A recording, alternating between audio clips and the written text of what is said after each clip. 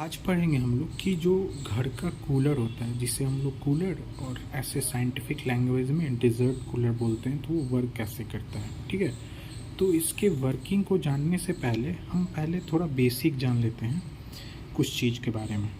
तो पहले ये देखिए कि जो एयर हमारे आसपास में पाया जाता है, ठीक है, जो हमारे सराउंडिंग में जो हम सांस ले रहे हैं, हम आसपास में एयर है, तो वो बेसिकली दो तरह के कंपोनेंट से मिलके बना होता है। पहला ड्राई एयर, जिसमें आपका ऑक्सीजन, नाइट्रोजन और अदर गैसेस, हीलियम, आर्गन, ये सब रहते हैं। ठीक है, 21% ऑक्सीजन रहेगा, 78% नाइट्रोजन, और बाकी जो गैसेस वो बहुत कम मात्रा में रहते हैं। और सेकंड जो कंपोनेंट रहता है वो रहता है वाटर वेपर। ठीक है, वाटर रहता है लेकिन वेपर के फॉर्म में, मतलब गैसियस स्टेट है, ध्यान रखिएगा।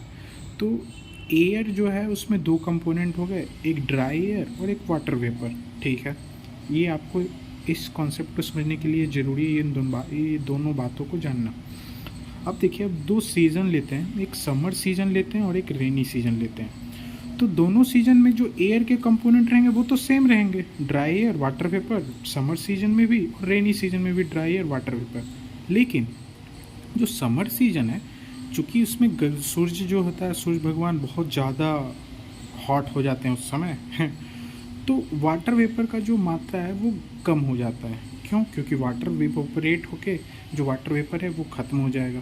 ठीक है, और जो रेनी सीजन है उसमें एयर में वाटर वेपर का मात्रा ज़्यादा रहता है, क्योंकि रेनी सीजन है, बारिश पड़ते रहती है, तो एयर में बहुत सारे वाटर वेपर रहते हैं।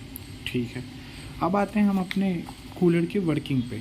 तो बेसिकली जो हमारा डेजर्ट कूलर होता है वो कुछ इस तरीके का होता है, जिसमें इस साइड से पंखा लगा रहता है जो हवा फेंकता है, और इसके साइड इस तीनों बगल में ऐसे करके कंपार्टमेंट बना रहता है, जिसमें हम लोग कुछ घास फूस जैसा लगाते हैं और उस पर से पानी ऐसे ऐसे टपकता है।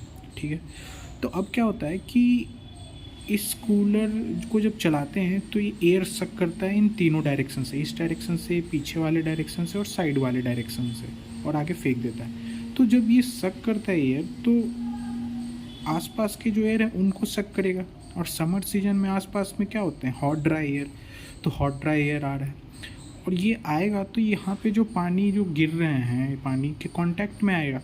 तो अब देखिए, ये जो ड्राई एयर आया तो इसमें ड्राई एयर भी है और वाटर वेपर भी है, बहुत कम होंगे लेकिन थोड़े बहुत तो होंगे ही।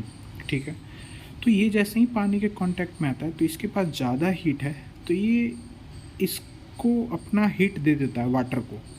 तो ये अपना हीट देगा तो एयर क्या होगा, ठंडा हो जाएगा। अच्छा, और ये पानी इवोपरेट हो जाएगा, और एयर का जो ड्राई एयर है तो इसमें वाटर वेपर भी मिल जाएगा।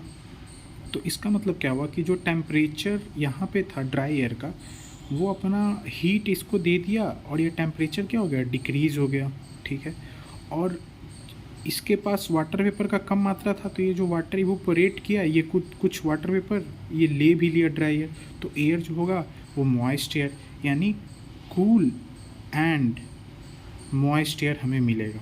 ठीक है, तो इस तरीके से वर्किंग होता है। और जैसे ही इसका टेम्परेचर घट गया और ये इसके थ्रू, इस कंपार्टमेंट के थ्रू फेंक देता है, तो हमें ठंडा लगने लगता है। तो ये बेसिकली वर्किंग है, जिसमें हमें बस इस बात का ध्यान देना है कि जो वाटर होते हैं, जो एयर होते हैं ना, वो दो कंपोनेंट से बने होते हैं, वाटर वेपर और ड्राई एयर। ठीक है, और गर्मी के दिन में वाटर वेपर का मात्रा कम जाएगा, तो वो जैसे ही वाटर वेपर के कांटेक्ट में आएगा तो इसको अपना हीट दे के और वो अपना जो टेम्परेचर है वो घटा लेगा, और इसकी जो ह्यूमिडिटी है वो भी बढ़ जाती है। ठीक है, थैंक यू।